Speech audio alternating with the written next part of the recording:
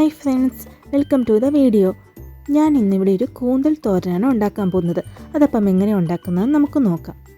അപ്പം ആദ്യം തന്നെ ഞാൻ ഒരു ചീനച്ചട്ടി വെച്ച് അതിലേക്ക് 2 ടേബിൾ സ്പൂൺ എണ്ണ ഒഴിച്ച് കൊടുത്തിട്ട് 1 ടീസ്പൂൺ കടുക് പൊട്ടിക്കാൻ ഇട്ട് കൊടുത്തിട്ടുണ്ട്.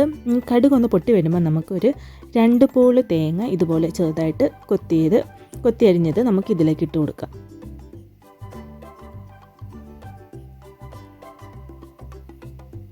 ഇനി നമുക്കൊരു ചെറിയ കഷ്ണം ഇഞ്ചി നീളത്തിൽ അരിഞ്ഞത് ഇട്ട് കൊടുക്കാം. പിന്നെ ഒരു 5-6 വെളുത്തുള്ളി രണ്ടായിട്ട് അരിഞ്ഞത് ഇട്ട് കൊടുക്കാം. പിന്നെ ഞാനിവിടെ ഒരു കറുവാപ്പട്ട ചെറിയത് ഇട്ട് കൊടുത്തിട്ടുണ്ട്. അത് ഒരു മണത്തിന് വേണ്ടി ഇട്ട് കൊടുത്താണ്, നിർബന്ധമല്ല.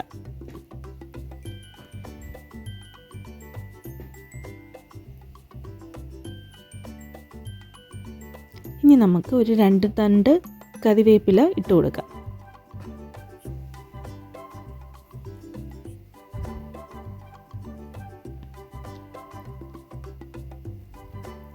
ഇനി നമുക്ക് ഒരു സബോള ചെറുതായിട്ട് അരിഞ്ഞതിട്ട് കൊടുക്കാം.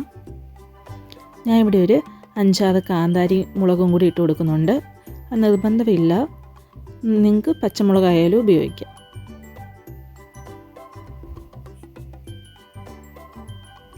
എന്നിട്ട് ഒരു 4-5 കുഞ്ഞുള്ളി ചതച്ചതും കൂടി ഇട്ട് കൊടുത്ത് നന്നായിട്ട് ഒന്ന് വരട്ടുന്നുണ്ട്. ഇനി നമുക്കിതിലേക്ക് ആവശ്യത്തിനുള്ള പൊടികൾ ചേർത്ത് കൊടുക്കാം. പൊടികൾ ചേർത്ത് കൊടുക്കുന്ന സമയത്ത് നമ്മൾ തീ ലോ ഫ്ലെയിമിൽ ഇട്ടിട്ട് വേണം പൊടികൾ ചേർത്ത് കൊടുക്കാൻ. അപ്പോൾ ഞാനിവിടെ 1 സ്പൂൺ മുളക് പൊടി ഇട്ട് കൊടുക്കുന്നുണ്ട്. പിന്നെ ഒരു 1/4 സ്പൂൺ കുരുമുളക് പൊടി,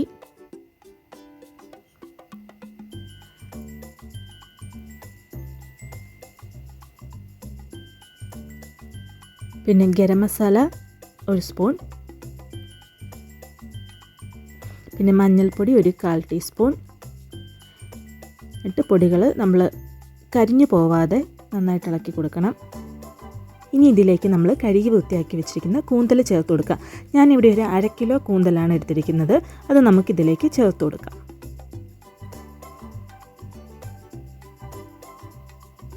ഇത് ചേർത്ത് കൊടുത്തിട്ട് നന്നായിട്ട് ഈ മസാല ഇതുമായിട്ടൊന്ന് നന്നായിട്ട് നമ്മൾ മിക്സ് ചെയ്തെടുക്കണം. ഇതിലേക്ക് ഞാനൊരു കുറച്ച് വെള്ളം ഒഴിക്കുന്നുണ്ട്. ഒരു 2-3 സ്പൂൺ വെള്ളമുള്ളൂ, അത്ര ഒഴിച്ചാൽ മതി. ഇതിൽ നിന്ന് തന്നെ വെള്ളം ഇറങ്ങിക്കോളും കേട്ടോ, അപ്പോൾ നമുക്ക് അധികം വെള്ളത്തിൻ്റെ ആവശ്യമില്ല.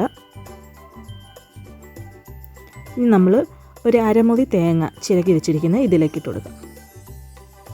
നന്നായിട്ട് മസാലയും ഇതുമായിട്ടൊന്ന് മിക്സ് ചെയ്ത് കൊടുക്കണം. ഇതിന് ഒത്തിരി വേവ് ആവശ്യമില്ല, അതുകൊണ്ട് ഒരു 5-6 മിനിറ്റിനുള്ളിൽ നമ്മുടെ കൂന്തൽ തോരൻ റെഡിയാവും.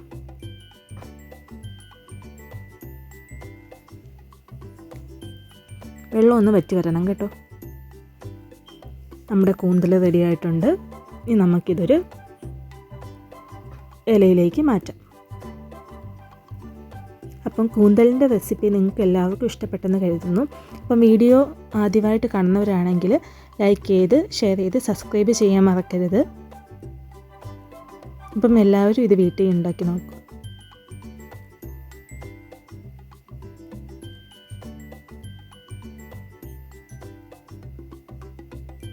അപ്പം അടുത്ത വീഡിയോ ആയിട്ട് കാണുന്നവരെ എല്ലാവർക്കും ബൈ ബൈ. Thank you.